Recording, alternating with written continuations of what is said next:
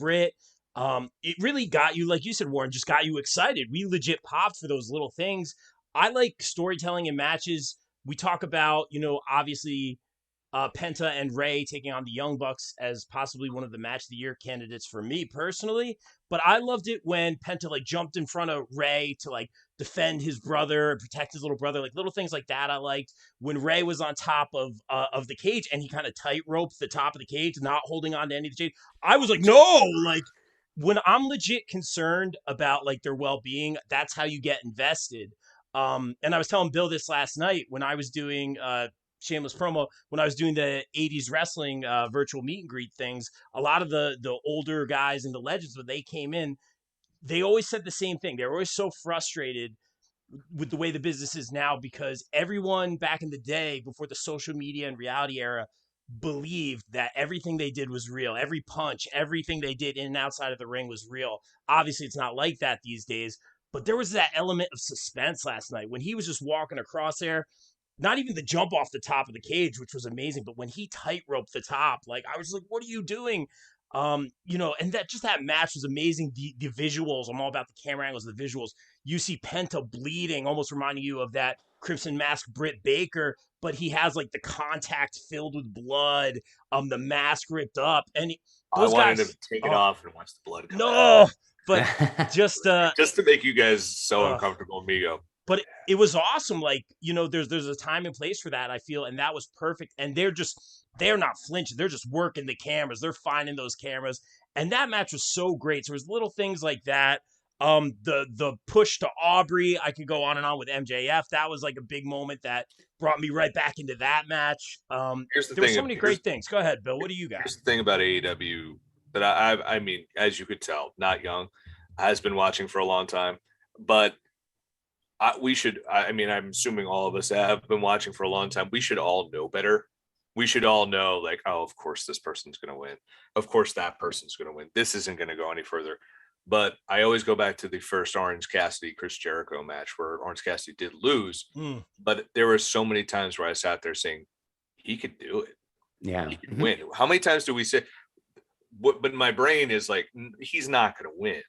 But that's the thing. They make you believe, even though you could sit there and say, like, this match is a slam dunk that this person is going to win. Like Miro and Eddie Kingston. Yeah, I was pretty much a slam dunk. Yep. But throughout it, you're like, oh, all of a sudden you became Britt Baker. You're like, oh my, is the Redeemer going to lose already? And it would have been awesome if he lost. And like, so that's the thing. You're like, it makes you, like you guys said, it like brings you back to being a kid again.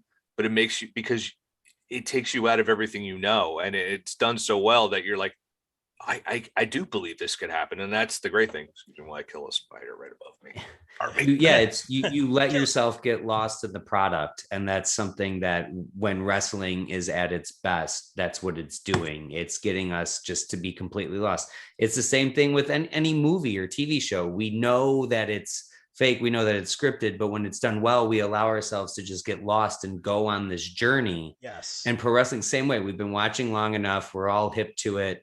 We're aware of what's going on. You know who should win, but yeah, you have those moments where when they do it well, it allows you to suspend what you should know and just go for the ride and enjoy it.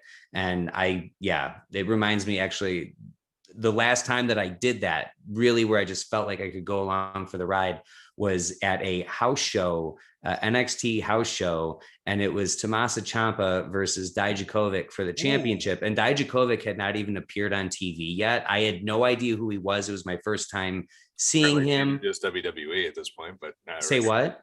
Yeah, neither does WWE apparently. Yeah, that's true. Yeah, but it would like, so obviously this is a house show. It's Ciampa when he was the champion versus a guy most of us had not heard of, unless you were really into the indie scene. You didn't know who he was. So of course Ciampa's going to win, but there were like 3 moments throughout the course of that match where I go, are we about to see something unbelievable here? And of course we didn't, but it got me to let go and go along for the ride. And what more as a paying fan can you want than that? Yeah.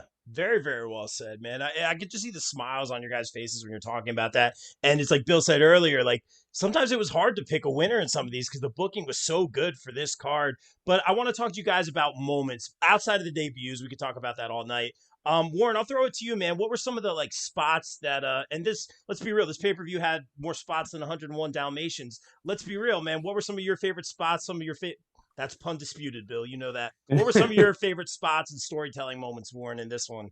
Off the top of my head, I think the first GTS that Darby ate, where he flew out of the ring, CM Punk so made good. that moment. Punk was like, "No, he's like, I fucked up."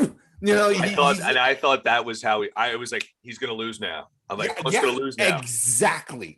That's the moment where you're like, oh, okay, so this is where everything can flip. Because I was of the opinion that you're not 7 years out of the business. He's in his hometown, his first match back. God bless Darby Allin, but he's not losing, you know, kind of CM Punk's not losing, you know. Yeah. But at that moment, I was like, oh, wait a second. Okay, this might be exactly, you know, the thing that flips the tide. I thought that was an amazing spot. I really liked I love the interactions between Miro and Eddie Kingston, and I think I rate this match way higher than a lot of people do. I absolutely love the match, and I don't. It was great. It was so good, and everything I wanted. The interactions that they had with each other. You know, Eddie is such a recently, and it's not even me, it's the guys over at Voices of Wrestling. I can't even take credit for it. Eddie Kingston is the modern day Dusty Rhodes. There is no other way to see that. I never thought of that, though. He is a good comparison. He is the 21st century everyman. He's a guy who came from nothing, scraped his way out of gangs, out of crime, the streets. He's had mental health issues. If there's anything more 21st century than people struggling with mental health, and he's had them bad, and he's been open about them. And now he's finally running stadiums on a big time show years and years after that. That's what he is. And, you know, and he's not he's not Nick, you know, he's not. Everybody knows an Eddie Kingston. Like you guys in New York and New Jersey, I'm sure you know thousands, but I'm related to at least 3 of them. Sure. Even in the Midwest, we all have them. Like, yeah, that's like you said, Warren, that's what's great about him. And it's to me, that's his allure, that's his appeal. That's exactly what he is. He is absolutely the he's the modern day Dusty Rhodes. There's no other way to see it. Like off the top of my head, those are outside, of course, of the debuts. And do we consider Minoru Suzuki showing up? Because a fucking demon. I cried. Did you really? I bawled like a child. I was like, it's perfect. And they do the full entrance, full music, the Kazini Nare, the whole, and of course everyone knows because AEW is hip to this kind of shit. They know what to do. It was fantastic. Like off the top of my head, those are my top moments. That's amazing, man. And we're no strangers to crying in this house. # man tears at the BCB compound. Mike, what are some of your favorite moments? Because I know you're a details guy. You always pay attention. You're very good at getting into the minds of the booking and things like that, especially on the WWE end of things. So what were your thoughts on this one? Yeah, sadly, I'm too in touch with WWE booking. I don't know what that says about me. But so my 2 favorite moments from this pay-per-view, little moments, because you said I'm a details guy. And I love silly and fun. I'm very open with my love of silly and fun. The chicken fight in the pre-show between Hybrid 2 and Jurassic Express when Jungle Boy got up on his shoulders. It was just like, I've seen so many wacky, silly things in wrestling. I don't know what time I've ever seen a 4-man chicken fight in the middle of the ring. That was just something fun and unique. And anytime that I can be surprised and say I've never seen that before, having watched wrestling for 32 years, like that says something. So I thought that was really cool, really unique. And I'm such a mark for Jungle Boy. But my favorite little moment of the whole event was in the CM Punk Darby Allin match. just the general storytelling of like, of course, CM Punk is rusty. So he's going to get out wrestled, especially in the beginning, because Darby's doing this every day and Punk is not. Punk is bigger, but that doesn't matter. And he's maybe not taking Darby Allin super seriously. And there was a little moment that was, he got arm dragged. I think it was his first arm drag. Mm-hmm. And he sits and he looks at the camera and he smiles and he does a nod. And as soon as he did that, I go, I've seen that. Like, that's a great moment. But I go, I've seen that. And then it clicked. Bret Hart 1 2 3 Kid. I think it was a Monday Night Raw episode. And it was the exact, I don't know if that was a nod to it or if it's just, I mean, that's a natural way to tell a story, but it's the veteran that went, oh, okay, all right, I see you and I respect you. And it's face versus face. And it was just a little moment that really led us into where the person was at, Bret Hart in that case, CM Punk in this case. And it was beautiful storytelling, but that little moment it hooked me. And those little moments, those little things are what I think CM Punk does better than almost anybody, especially in this day and age. So I was really happy to see that he could still tell that in-ring story. He didn't miss a beat on that one. Wow, man. Very, very well said. And I think I read this morning that they were doing like little tributes to that match. So you probably noticed it as it happened. Like I had no idea, man, but you know that kind of stuff. But it was very well done. Bill, I'm very, obviously I watched it with you, man, but I'm very curious, like what was going on in your head? Like what moments really stood out to you in terms of spots and storytelling? There's one moment where Punk just sits up and avoids the coffin drop. I'm like, why isn't anyone else thought of that? Laughs to himself. Yes. Yeah. But I love the ending of the ending sequences when both he and Darby get overconfident and it ends up playing against each other. Like, oh, Punk's going to lose. He got too confident. Darby. So I thought that was really great. But the one that stood out, and I've got a bunch of others, but when Brandon Cutler tosses that bowling bag, I'll just call it, into the cage.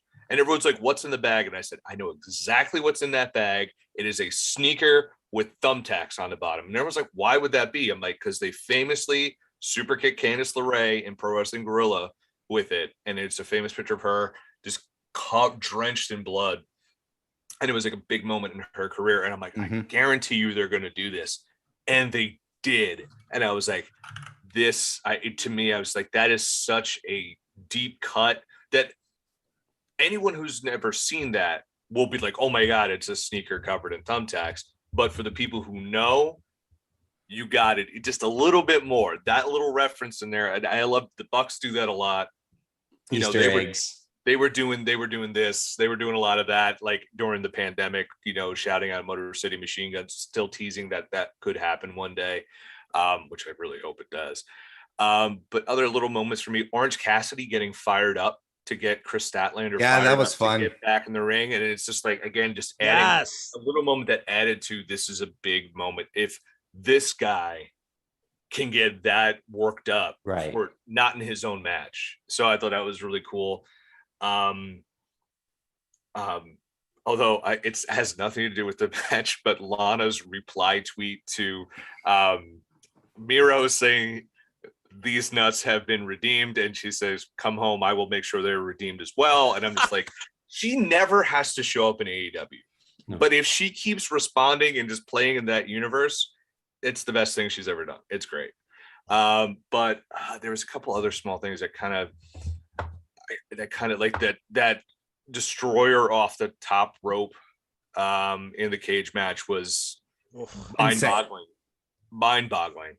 And then the Thunder Ruby Soho confrontation at the end, because what happened there was, AEW does get, and I think rightfully so, criticized for their women's division and how they are doing things, but in that moment, everyone seemed to get on their feet and be like, this is a fight. This is real. This means a lot. And when they're going at it, I mean, we were all saying, like, I hope they both go over. And then Tony Khan's got to fumble on the microphone and say, hey, we have to have a winner. Paul White, you don't have a match tonight. We're having you guys wrestle.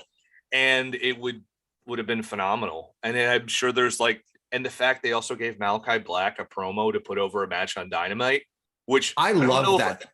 That's I smart. love that they do that. It's not the first pay-per-view they do that. And I can't remember ones they've done that with, but like that one just stuck out to me because one, I've always been a Dustin Rhodes fan since I was a little kid.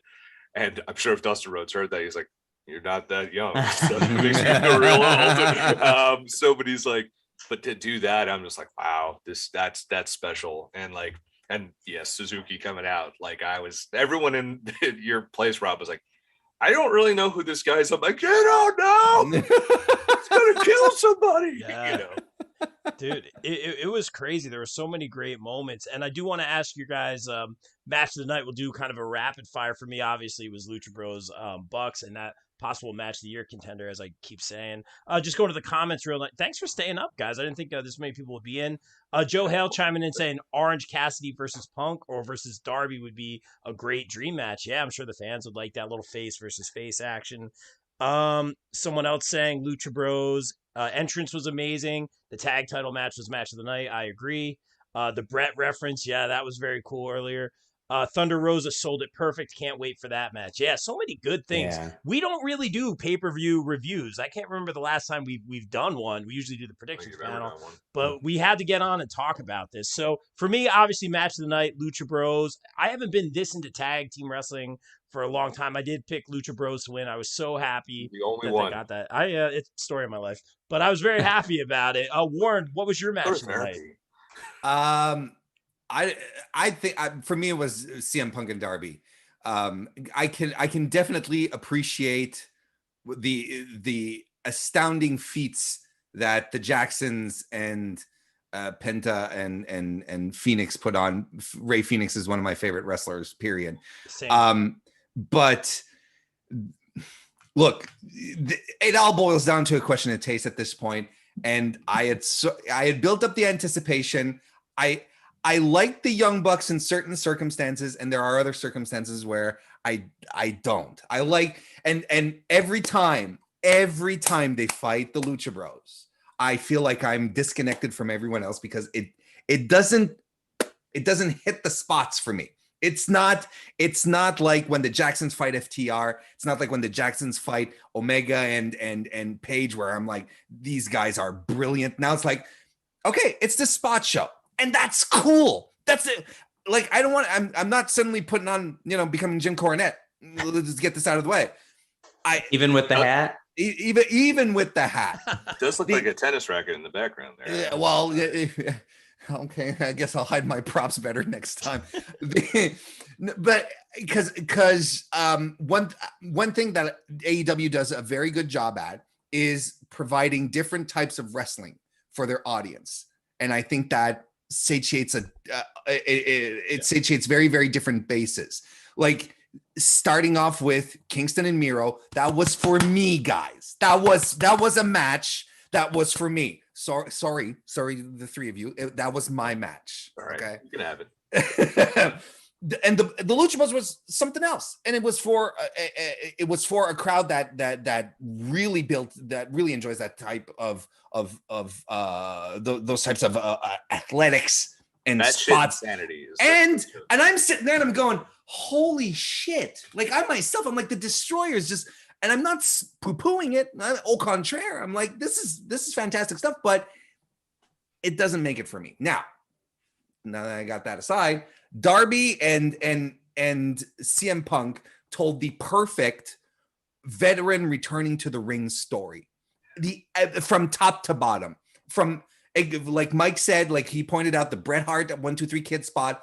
From that moment on, you got it. They're like, this is what they're gonna do throughout the match, and it was good, basic psychological, professional wrestling.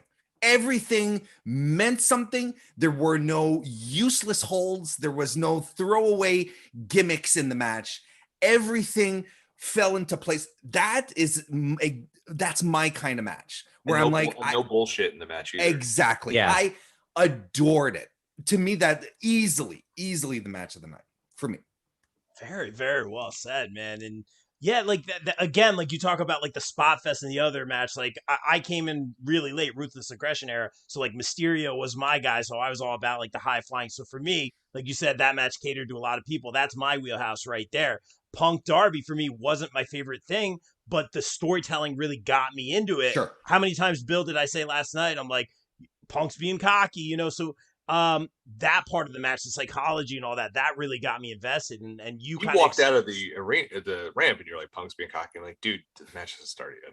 Yeah. And it's CM doesn't mean he's wrong. I wasn't wrong. Thank you. You beat me to Yeah. it. That doesn't mean I was wrong, though. Mike, what were some of your favorite moments or matches, rather? So for me, it's between those two because Phoenix is my favorite wrestler in AEW. Phoenix, I think, is the greatest luchador of all time. No disrespect to Rey Mysterio, Wow. but I will. That's a hill I will die on. I don't think anyone does what Phoenix can do. But again, ultimately, what I think El Hijo del Vikingo. I'm sorry, I'm mispronouncing it again. He might want to say hello though. Son of a bitch! When can he get across the border? Yeah, that's all I'm saying. That guy is something else. He can go lose to Phoenix. That's fine. Wow. Oh no. I don't disagree with that either. Rey Mysterio 2021 or Rey Mysterio 2000? No, go ahead. Ever. I mean it. Wow.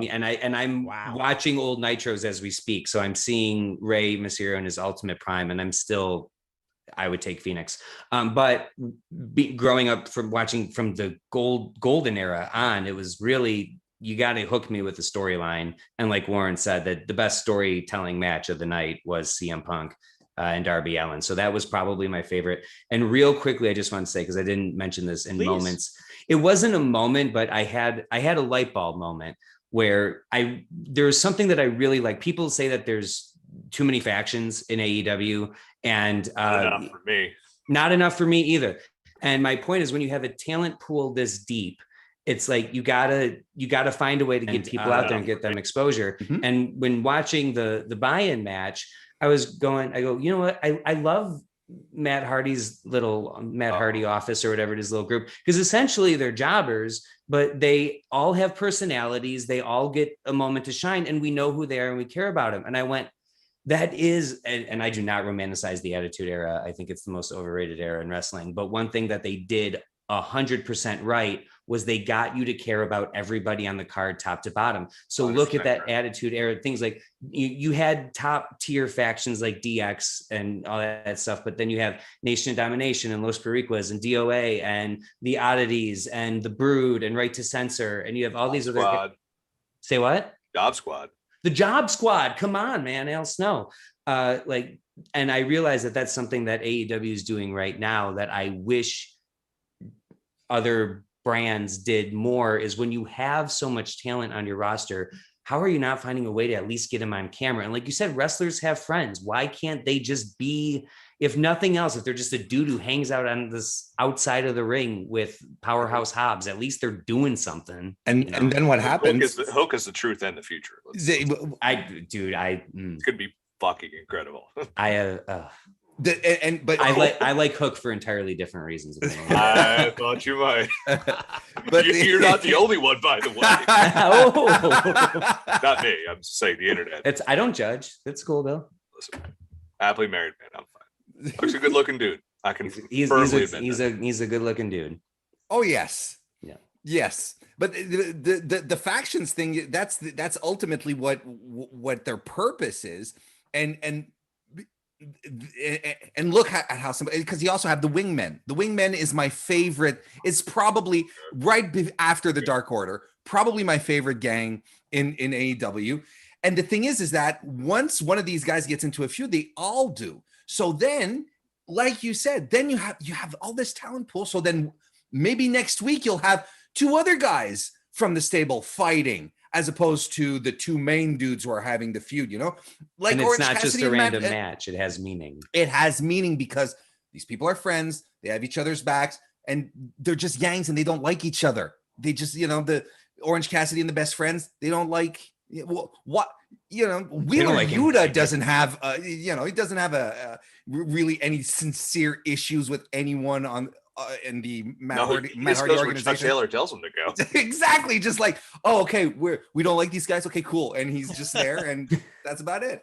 I But love I it. do like the love it fact too. even the wingmen, like the heels, like they do like each other. They're actually like the odd couple group, but they're friends and they hang out and they have it. It's not like, I don't like these guys. I'm just here because I have to be. It's just like they kind of like each other. And I'm like, it's kind of like obviously they're heels, but it's kind of endearing at the same time. Yeah.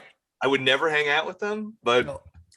I'd be like, hey guys, have a nice day at the office. And it's one of the greatest dumb excuses that people come up to hate on AEW. There's too many factions. It's turning away the casuals. I'm like, well, what? How? Yeah. Someone needs to explain why too many groups is a deterrent from turning the TV off. I don't get it. I don't know. People loved Game of Thrones, and there was a lot of characters there until the end. And some of them stay on 2 months. You get really attached to them, and 2 months in, and then they're gone. You're not wrong. Oh God, you guys are hitting it right on the head. Real quick in the chat, we could do a whole Wingman podcast. I'll be honest with you. Oh man, and we know who we can thank for that. Christian Cage. He put them together. He did. Perfect segue, man. And I didn't know that. That's interesting. Perfect segue. Also ask me my favorite match, but okay. That's I'm taking it there right now. But that's a perfect segue, Bill, because in the chat they're saying that was Christian's best singles match ever. Very interesting. Bill, we'll throw it to you. What was your favorite match of the night? Oh God, I feel like I have to address that first thing first. Please. I disagree with that statement because I like the Rampage match better myself.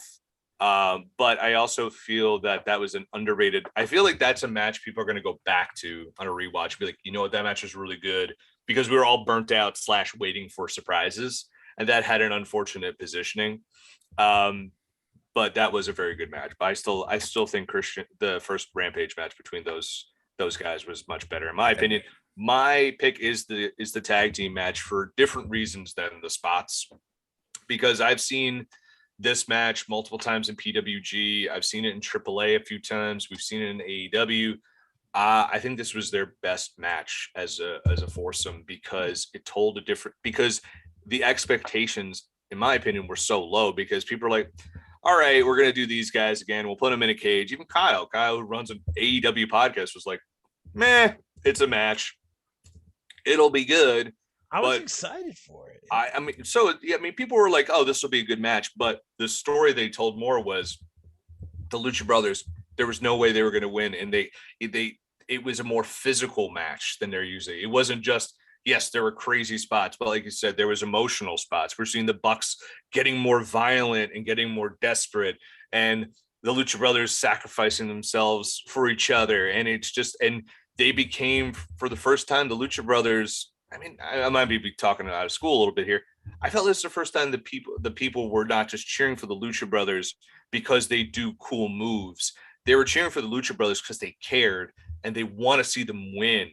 And they were emotionally invested in them. It wasn't just the sizzle, it was the steak. They really wanted to see them win because they were putting it all on the line and they were selling like they were getting killed at every moment. And that's not something we see. It would be like spot, boom, like you were saying, Warren. So there wasn't that emotional tissue that was connecting everything. And now there was. And then when Rey Fénix goes to the top, everyone's like, oh, we really don't want you to die. I saw that, one show you were on and you have like 4 kids, please stop.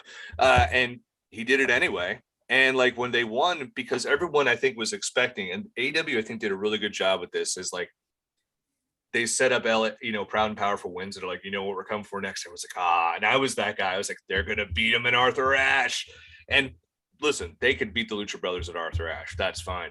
But I think everyone's like, that's what's gonna happen. They'll beat the Lucha Brothers. It's fine. And they didn't. And I think that was the surprise. Everyone's like, what? No one was thinking they were going to win. And besides Rob. Third Crap Jones over there. Thanks a lot, pal. But they won, and that's why everyone's like, holy shit, they won. The Elite, this dominant faction, they've lost more belts. But then of course that comes all the way around at the end. But so that's my match of the night because it wasn't what I was expecting from a match I've seen a whole bunch of times. Very well said. Mike, did you politely raise your hand? I did. Dude, you can pull rank here, please. My third grade teacher installed this in me, and I'll never forget it. Another brilliant moment that none of us talked about was MJF doing the psych out with the Jericho countdown. Before he came out, chef's that kiss. was We yes. popped for that. Well, when they I started laughed doing it, we're like, so "Oh, hard. Jericho's doing this." I was like cooking. I Oh stopped what yeah, I was I doing. go to the bathroom I and then came everyone's like, out. "Oh my god, I Oh, gotta no. run down." It did the And I'm like, countdown, and then what did it say after the countdown? Like Jericho's last match. Yeah. Yeah, that was it was so good Brilliant. because then it took you a second because you're used to seeing Jericho after the thing, and then we like and then it yeah, well, so good. Well, Rob, I'm gonna hijack for 1 sec. So Jericho wins.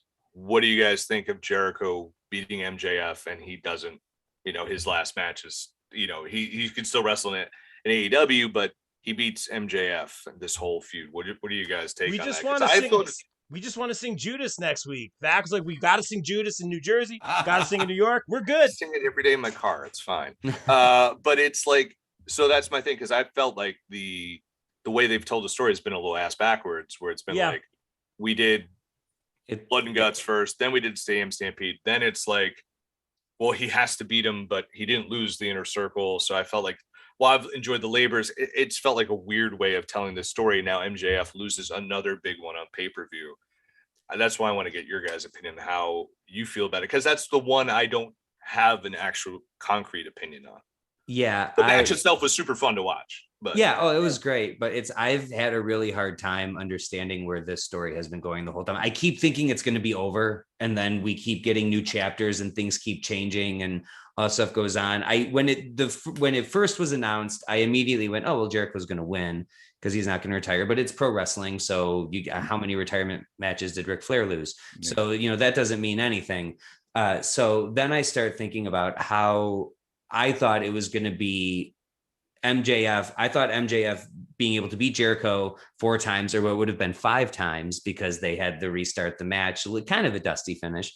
I thought that was going to be MJF's like thing for a year, like how even way after Brock Lesnar and Undertaker were over, Brock Lesnar Paul Heyman kept billing Brock Lesnar as the guy that broke the streak, that beat the streak, because it's this never ending fuck you heat. So I think that's I was trying so hard not to swear. That was the first FU heat. Then he just had it and could ride it. I thought MJF was going to be able to do that, and he would go on to other feuds, and Jericho would be on commentary, or he would be touring with Fozzy, and MJF would still be going around saying, "I beat Chris Jericho 5 times, and nobody beat me." Like it's so perfect for MJF. So I convinced myself that he's going to win, just so he has that "I did it forever" kind of thing. But it twisted on it. I don't like being wrong, so I didn't like Jericho winning. Wow. But I don't know. Apparently, it's still got to keep going, right? No, man, no. But it could have been over at the last one. Go ahead, Warren. I have very strong opinions about this whole thing. I agree. I think this whole feud was back asswords. Nice. It was. There was nothing. Going from I can appreciate that at some point they break, the factions sort of break apart into their little splinter feuds, and I can appreciate that. I thought that I finally went, okay. But I really thought that after the 5 labors, we're done, because even on a psychological level, I don't understand why Chris Jericho comes back the week after, picks up a microphone and said, "This guy beat me 3 times, but I have to prove to myself that I can beat this guy." So he beat you 3 times, not once, not twice. And it's like, he did beat you 3 times. I don't know if I can look at myself in the mirror if I can't beat this guy. He beat you 3 times. Even if you beat him once, he beat you 3 times. You're still going to have to look at yourself in the mirror and say to yourself, "This guy beat me 3 times. I beat him once though." Is that enough for you, Chris? Is that how fragile your ego is, Chris? That all you need to say is, "I beat MJF that 1 time, and whoa, I'm ready to go, man. Come on, let's be Ayatollah and rock roll is back, baby." I'm doing all sorts of impersonations at once here, but I like it. I on a basic level, I didn't understand why we needed to go down this route. I was satisfied with MJF locking it up and being, "I am the guy," and I'm really big on these long-term things. This is one of the reasons I love New Japan so much, is because they always have this history to dive into. I love the idea, or loved the idea, that MJF had Chris Jericho's number and that Chris Jericho couldn't do a thing about it. I love this. And if he had been the guy to take him out on top of that, not only 4-0, but took the guy's career, like Mike said, this is MJF's claim to fame for the rest of his career. He can be 63 years old and being in the middle of an AEW ring at AEW 73 with a microphone in his hand going, God bless Chris Jericho's soul, but he could never beat me, kind of thing. It's something he could have owned forever, and AEW could have come back to at any given moment. On top of that, they could have brought him, they could have unretired Jericho for that one, that one comeback. They could, honestly, I'm disappointed in the result, and I hated the finish. I hate dusty finishes. I think they're stupid. It doesn't make any sense to me. How many and thank God this wasn't an evening of fuck finishes for AEW, because if there had been at least one other similar ending on that card and no other ref came out to reverse the decision, I would have flipped. Yeah. But honestly, this match was, for me, was the biggest letdown, because I can live with my booking not being on point, but if you're going to give Jericho the win, don't do that. Don't do that. Cause now it feels like, we have to go back to it because MJF's got to get his win back. Can we move on? Can MJF move on? Because I think he's good. So the only thing, so I was like, I picked Jericho to lose because it's like, well, we got to cycle the guy out because we got all these new people. We can't have everyone there. So I was like, well, even if he loses, if he wants to have one last match, you do what AEW does best. You do the lights out match, and he could have his retirement match. It's not an officially sanctioned AEW match, but it's his last match. Mm-hmm. But I also think that on Wednesday, or whenever we see Jericho next, they just take him out, and we don't see Jericho for a long time. And I feel like that'll be fine. Or Jericho says goodbye, and MJF now has this new thing to do what MJF does best about. He bitches, and he's going to bitch about being screwed. And he's going to someone's going to come out and be like, well, I'm going to shut you up now. And there's his next feud. And that could be, he could come out, cut a blistering promo on how he's the face of the company. Tony Khan, even in his meet. And this would be the perfect time for MJF to say, hey, in the media scrum, Tony Khan said, I'm a locker room leader. I'm not a young star. I am the star. Yet you screwed me. And he just goes on something like that. And you could have something along that line. Also, there's a lot of work that has to be done with the Pinnacle, because we don't know if half the Pinnacle is even going to be there now because of the FTR injury. We don't know if they're going to be back.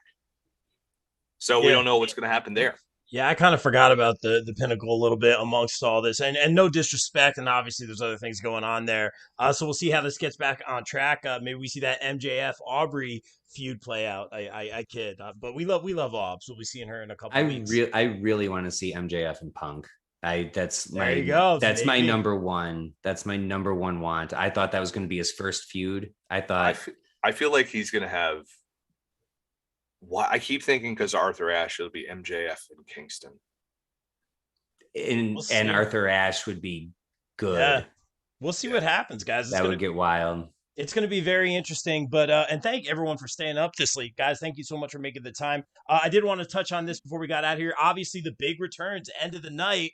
I'll just run through our experience. Bill, we see kind of Kenny Omega get on the mic, and we're like, okay, we don't have the copyright. He's on the mic. He's talking. More people are coming out. Things are happening. This is obviously set up for something. For what? Is it a Hangman Page return? Are they going to pull the trigger on Adam Cole coming out? Obviously, the new music hits, which I will just say might be Ruckus's best work to date. I really like the music. It was the first thing on my phone this morning when I woke up. It was amazing. I like the riff is very similar to the Undisputed, which gives him the musical cue to hit the boom. The Adam Cole baby he can hit out of nowhere. I thought it was great. The Daniel Bryan trap remix. I don't know why you go that direction with Daniel Bryan, but I digress. That's all music stuff. I thought the return on top of return was actually pretty good. I said earlier all week, you got to keep your foot on the gas right now, and that's what they're doing. It was amazing to see Adam Cole not only return, but in that press conference, having a smile on his face the whole time. You could just see the genuine excitement. And my only issue was, and it wasn't even really an issue, I said to Bill, I was like, did we kind of cut Cole's debut short because Bryan came out and then there was a little bit of a retreat from Cole at the end of that? I was like, did we kind of muddle everything? But these are guys that we know. So I won't get too nitpicky on that, but I thought it was just really, really good. And to just live in the moment and rewind, not knowing for sure that they were going to be there and having them come out, we had two legitimate pops, and it was just a great moment. And I'm excited to see Adam Cole's trajectory moving forward, and D-Bry as well, or Bryan Danielson moving forward. You had three. You had three legitimate pops. Don't forget, you still had Ruby Soho. Yeah, Ruby.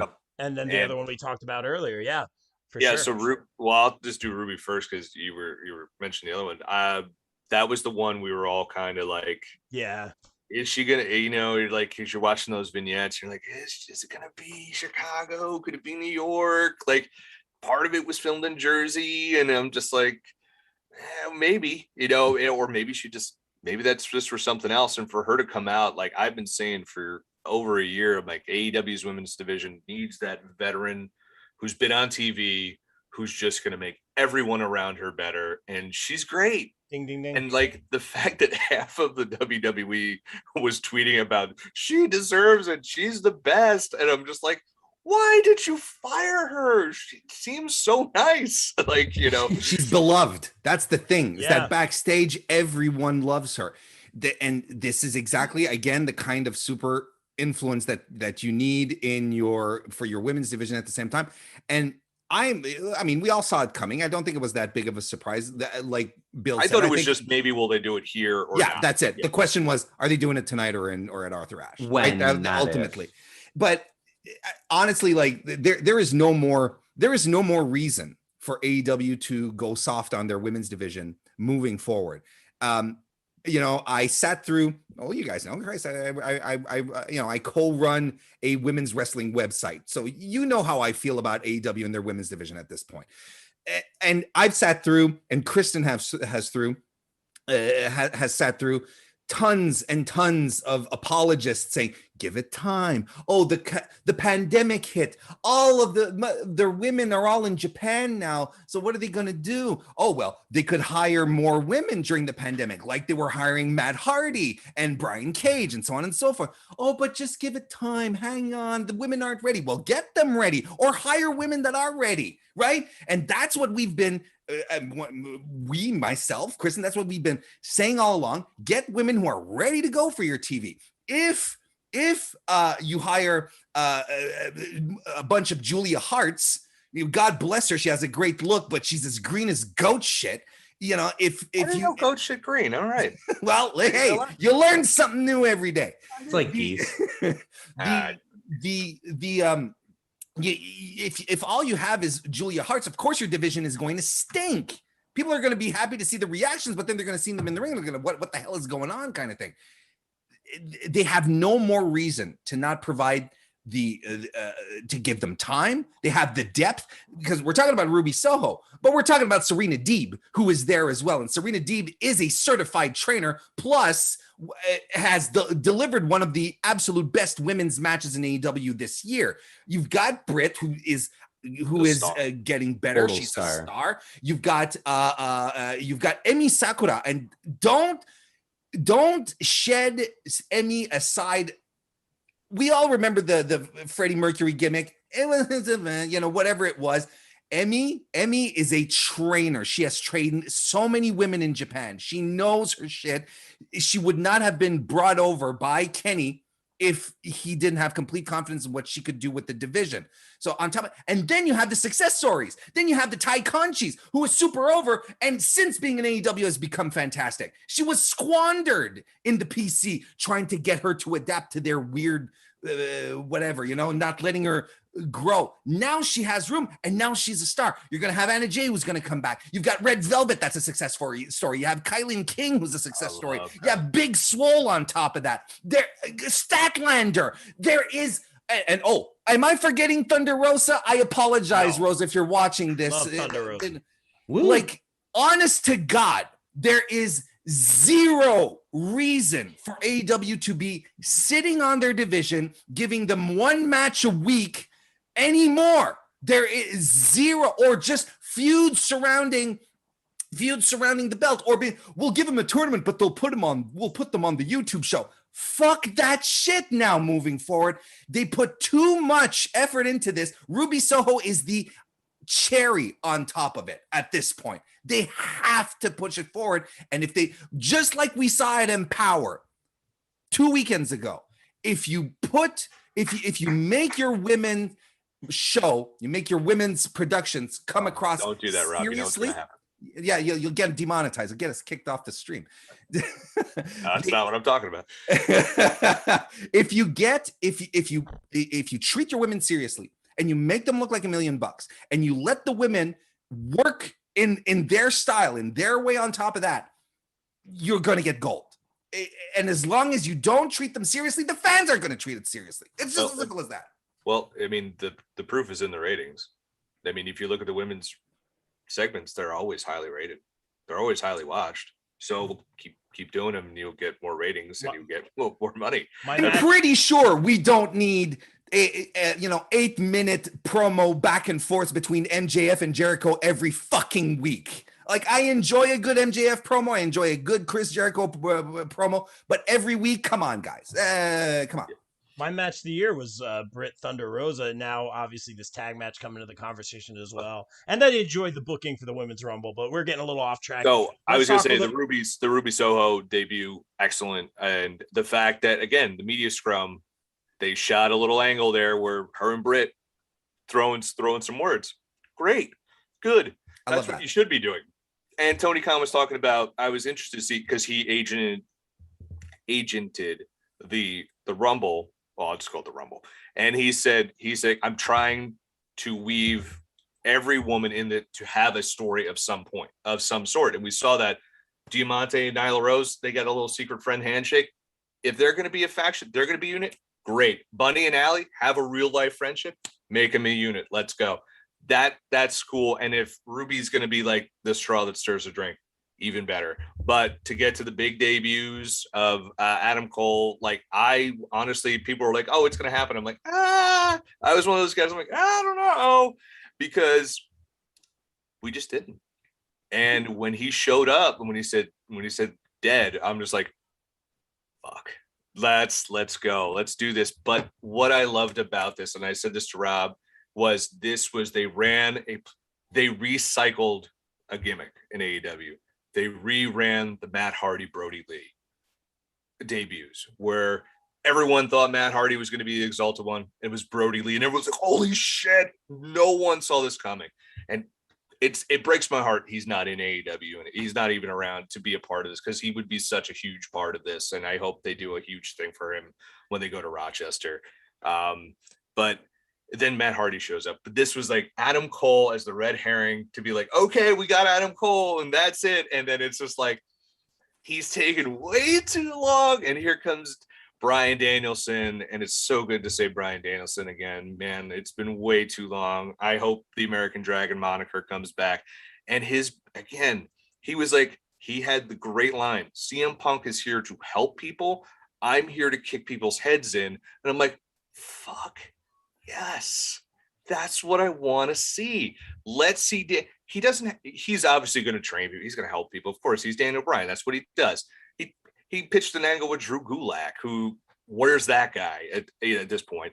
But it's like him coming out, and we're going to get him with the elite, but then him important. And I think this is a very important thing, is that everyone's like, oh, this is WCW.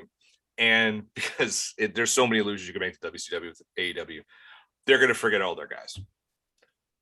Jungle Boy and Luchasaurus have been in the ring with every one of those guys, with CM Punk, with Sting, with all those guys, and they've been on that side of being helped. And now Daniel Bryan was in the ring with them.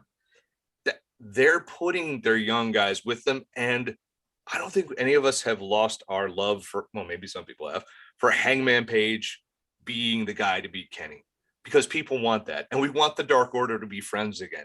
So it's just like all these guys are coming in, but I don't think AEW has lost sight of what's got them to this point. And Daniel Bryan even said that in the promo. He says, I'm not here without day one guys like Jon Moxley, Chris Jericho, and everyone else who started this company. That's important, because I feel like everyone has the criticism of like, they're just signing people. They don't care about the people who were with them through the pandemic or anything like that. I think it's a bunch of shit. So I think this is only going to bolster things. And I love Adam Cole. I've been on record saying Adam Cole, to me, when I first time I saw him, like, that guy has all the potential in the world to be the next Ric Flair. And he could be that for AEW. And because he kind of was that for NXT. And I just can't wait to see what he does. And it's going to be fantastic. And AEW, all the eyes are on them. And apparently more people coming their way. And let's go. Yeah, I love everything that both you guys said. Warren obviously shining the spotlight on the women. Obviously a big proponent of the Northeast women indie scene up here. Let's get Lady Frost in the mix. Let's get Riley Shepard out there. I'd love to see all these great talents on AEW and AEW Dark now that they're coming into town. So just putting that out there. Got to shout out the Vicious One, of course.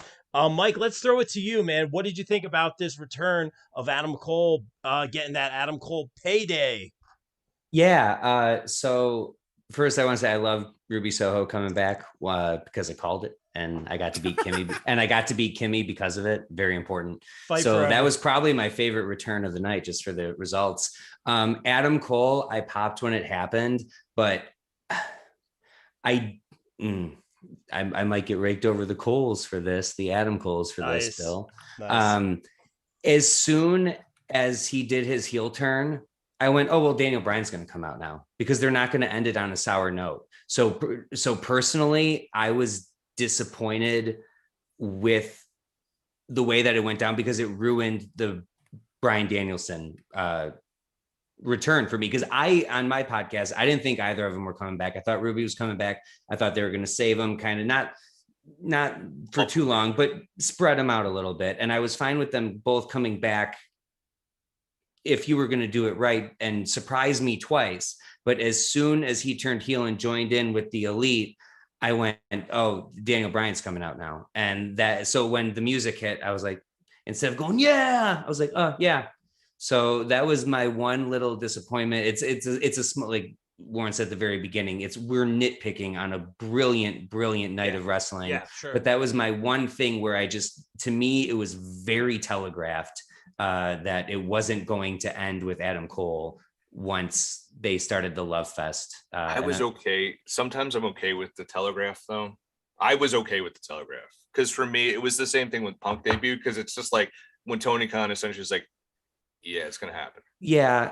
But the whole time I was just like, because part of me was like, maybe they're not going to do, because I don't know, because I'm always like, oh, it's not going to happen. It's the Irish in me. I'm just like, fuck, it's not going to happen. And then, like, I get all doomsayer, and then I go drink, and it's crazy. No, I'm kidding. But sort of.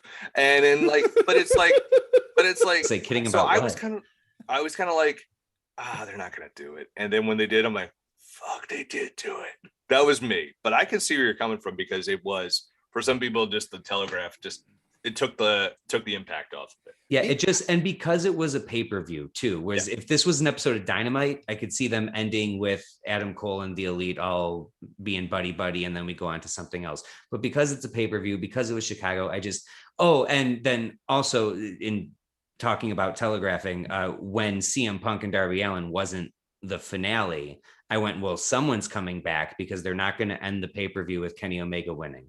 And Kenny Omega was going to win. So I go, well, someone has to come back. And then Cole came back, and I went, oh, okay, great. That's cool. That's awesome. Yay, Adam Cole. And then he turned heel, and I went, oh, and so now we're getting Daniel Bryan too. Okay. So yeah, I think your point is valid, as opposed to other comments where I heard, where you read and see people going, well, why did they put all their surprises on one night? No, I They don't should have care. they should have stretched them out over weeks. Why should they have? Oh, is it because that over the past 2 decades we've only had one wrestling company doing the things one way? Maybe, it's kind of cool to try things a little differently. And I don't know anyone who watched All Out and who is excited about it, who is not excited to watch Dynamite on Wednesday this week. So Very true. Fair counterpoint. So if you're, that to me is the sign of a hot product, and it'll only sustain at this point. They're gonna pop a huge rating on Wednesday. You kidding me? Come on, And Suzuki and Moxley in the main event. That's a 2 million right there. are Dude. you kidding me? We're getting it on free television. This is, gentlemen, this is the blessed timeline. This is the blessed timeline. It is very well said. It's an exciting time to be a wrestling fan. And Warren, take us home, man. Your thoughts on obviously the return of Adam Cole and D. Bryan. And I spilled all my guts on the women, so that's all right. Apologies for the red, but no, I love the red. You're coming back, bro. I love it. It's very, it's a very passionate subject for me. Bill and Mike already said everything very eloquently. I think all I need to add here. What, Bill? You're very eloquent. What? I try. I don't take compliments very well, so thank God. I used to do podcasts with people who are like, "What does eloquent mean?" So there you go. It's like that English degree from Rutgers better fucking pay off one day. Nice. Oh boy, I relate. I think all that I really want to add, and this was my biggest chest swelling moment, is when I realized that Bryan Danielson and Adam Cole were just free from an environment wherein they felt stunted. Adam Cole, maybe we'll hear stories. He did tease story time with Adam Cole. Maybe we'll hear, but Daniel Bryan's dissatisfaction with WWE it's something he carried even when he was doing fucking the press tour for WrestleMania this year, right? He was, he's like, I have to feel something. I'm not sure if I felt it, last time. It's like, holy shit. This is a guy who loves the business. He loves wrestling. That's what he's all about. He said previously he wants to leave the business in a better spot than when he came in. And I sincerely believe he's looking at guys like Christian and Brody and so on, guys who were told, you're done. We're pigeonholing you here. And he's like, I want to take control of my legacy. I want to take control of what I'm doing. And look at these guys. They're going to AEW. Christian is main eventing. He's doing his own thing. He was told, just like me, you'll never wrestle again. I proved them wrong, came back, and I'm wrestling, but they won't let me do what I want to do. Daniel Bryan, as much as the Yes Movement and everything was so important for WWE, he will go down in history as one of their greatest fumbles. How do you fumble the return of beloved, unironically beloved Daniel Bryan? How do you fumble his return from a career-ending injury? Put him in a fucking feud with Big Cass. Out the gate. Morrissey to you. W. Morrissey. Nothing against him, but and then when you finally get to the feud that the people want, Daniel Bryan and The Miz, you can't even get that right. You get the wives involved for some reason. It was the absolute, and then when you're like, it's not working, let's turn him heel. A lesser man than Daniel Bryan would have failed at the heel turn. Daniel Bryan made it special because he is special, and he's going to be in an environment where he will be perceived as special. You want to know how WWE treats its special people? Tonight on Raw, Jeff Hardy was running after the 24/7 title. Jeff Hardy, a guy who comes out to this very day to a huge reaction from the crowd, where kids still wear the makeup. Where Rob still does that thing. Every single time. If I hear the music, I do it. Well, but we'd all do. Oh, well, That's right. come on. There's another guy. Remember the Hardys coming back at WrestleMania? One of my favorite returns I've watched. I watch that like 3 times a year. It's so memorable. Awesome. And nothing. Nothing. And now Matt Hardy's in AEW. Jeff Hardy's going to go there in 2 years. The point that I'm trying to make ultimately is that I was thrilled to see Daniel Bryan in an environment where I know he's going to thrive. And he's probably going to fight Daniel Garcia, and knowing that I can die a happy man. Called him his son. Oh, wow. Now the 2.0 guys called Matt Martell, whatever he's calling himself, they called him our son first. Well, Tony Khan brought that the up. The laws of, what is it? Takesies, what is it? No takesy backsies. Well, he took it first, so there's no takesy backsies, whatever. That's how it works in Canada. You stake your claim on a plot of land and it's yours. It's just as simple as that. Daniel Garcia belongs to 2.0. Canada's weird. But listen, talk about two guys. Yeah, I guarantee you, Tony Khan sat there was like, well, I know who Daniel Bryan's going to face in his first match. Oh, yeah. 2.0. Let's have them go, because that's what they do. But yeah, I agree. And he's going to wrestle in Japan and Mexico, I'm sure.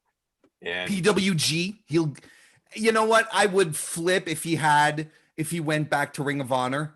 If only for some special matches. Yeah. Punk is there too, Look, hey, Roosh right now, he's injured. He's medically not cleared to wrestle, but there's a lot of rumblings backstage that he might be in I lost my smile kind of situation, and his contract is coming up at the end of the year, and he's supposed to be injured for the rest of the year. All signs are pointing to him not re-signing. So that means his family hits the bricks too. That means Ring of Honor is going to have some money. It's going to have some money left over to pay some people. I mean, they have a lot of money, but they'll have salaries, like actual budgeted salaries that are going to open up. I wouldn't count Ring of Honor out of it just yet. Out of the Forbidden Door stuff. Yeah, they should. I mean, apparently the AEW guys are always putting it over. Like, yeah, Ring of Honor is huge to us. Like, of course, we're totally cool. We're totally cool with them, and I think they just got to pull the trigger. It's just a question of when, if you ask me. Yeah, the way things are going, I'm all about it. I love it when companies build bridges instead of tearing each other down, man. So this is great to see. Guys, thank you so much for taking a few minutes so late at night. Guys, thanks for sticking around in the chat. We very much appreciate it. Before we get out of here, let's get that shameless promo out of the way. We're all about it. Mike, tell everyone about a little something called the Closet Champion. Closet Champion podcast, everything from top 10 lists to state of wrestling, predictions, reviews, all that good stuff everywhere in between. Facebook and Twitter at Closet Champ. You can download and listen to the podcast anywhere you listen to podcasts: Google, Stitcher, Anchor, Spotify, Apple, all the big ones. I'm going to be writing for the Pop Break, Bill's website, doing some Survivor reviews. That's coming up toward the end of September. September 22nd is the debut. I did get your email, and I'm going to respond to that. Cool. And I say I might be doing some wrestling writing too, but I haven't confirmed that, so I didn't want to throw that out on the air. But yeah, doing a little bit of that as well. Very excited to get back to writing. And that's about it. Yeah, Facebook, Twitter at Closet Champ. Follow me. I follow back. All that good stuff. Love it. Great job, Mike, as always. In the chat, great show, gentlemen. Thank you, Michael, for tuning in. Andrew, thank you. Incredible, amazing, awesome. Thank you guys so much. Speaking of incredible, amazing, and awesome, let's throw it to Lay Editor-in-Chief, Mr. Billy Drip Drip. What do you got for?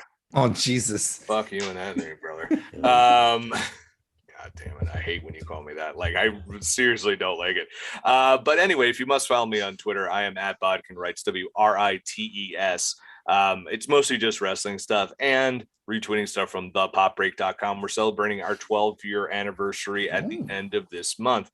And if you're wondering, yes, Pop Break is a play off the movie Point Break, starring Keanu Reeves, which just celebrated its 30th anniversary. I probably should write something about that, just thinking it now on a podcast. But anyway, we are thepopbreak.com. We're publishing every single day. We're talking about movies, television, music. We're covering concerts again in a very safe manner. I'll be covering Pearl Jam headlining See Here Now in Asbury Park, New Jersey with my good buddy and managing editor Al Manarino coming up in a week. Also, we're doing anime, pro wrestling, digital trends. We're on Twitter at the Pop Break, on Instagram at the Pop Break /popbreak.com, all spelled out on Facebook. I am the co-host of the Socially Distanced podcast, which drops every single Friday on Anchor, Google, Spotify, and Apple Podcasts. I hope co-hosted with the aforementioned Al Manarino. We are in our What If review series, which we drop every single week, and that's a lot of fun if you join us there. And of course, Pop Break has a whole bunch of hubs you can find on those same streaming platforms. The Breakcast, which has stuff on movies and music and on pro wrestling. And then we have And the Winter Still Is, a Way Too Early Oscar podcast. Those are our 2 movie podcasts. And we have Pop Break TV, which is our catch-all for all the things for television, which I also co-host a podcast on that called TV Break, which airs the first Wednesday of every month. Boom, there it is. All right, Mr. Warren Hayes, heck of a debut, my man. Let's get that shameless promo in there. Thank you. Honestly, thank you guys for inviting me. This was a lot of fun. You know, it's always fun to talk wrestling with other people, as I always, I talk into the void. So it was it's a lot of fun to actually chat with people and interact. It was a lot of fun. You guys are fantastic, and it would be my pleasure to come back anytime. Thursday nights, 9 p.m. Eastern, I record my podcast live on youtube.com/Mr. Warren Hayes. It's called the Mr. Warren Hayes Show, featuring Mr. Warren Hayes. That's me. Talk about the week in wrestling. I talk about the things that I feel like talking about. It's just as simple as that. We do that for a couple of hours, and it's also available the very next day on your favorite podcast application, as well as an audio thing. But if you want to go check that out, youtube.com/Mr. Warren Hayes. Subscribe, damn it. Hit that button. Smash that subscribe button. Guys, stellar panel. Thanks for staying up late. And guys, like we always say here on the BCP, everyone stay safe, stay positive, take care of each other. We out.